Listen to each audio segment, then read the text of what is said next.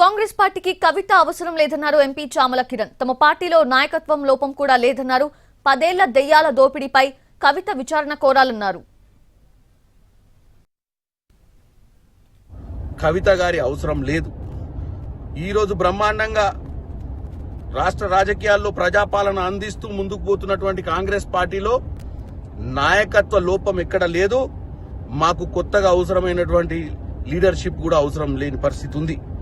కాబట్టి కవిత ఈరోజు చిత్తశుద్ధితోటి వాళ్ళ కుటుంబంలో ఎవరు దయ్యాలు, ఎవరు వాళ్ళ నాయన దగ్గర వాళ్ళ నాయన ఒక్కడే లీడర్, మిగతాలు లీడర్లు కాదని చెప్పడం, కాళేశ్వరం మీద ఈరోజు జరుగుతున్నటువంటి ఇన్వెస్టిగేషన్ జరుగుతున్న సమయంలో సోదరుడు అమెరికా పోవడాన్ని కూడా తప్పుపడుతూ మాట్లాడినట్టుగా తెలిసింది. ఆ దయ్యాలు 10 సంవత్సరాల్లో తెలంగాణలో దోచుకున్నటువంటి డబ్బులు ఏ విధంగా దోచుకుర్రో, ఎందుకంటే కవిత కూడా ఆ రోజు విట్నెస్ గా ఉంది. వాస్తవంగా ఆమె వీళ్ళ పైన ఎంక్వైరీ చేయమని అడగాలి.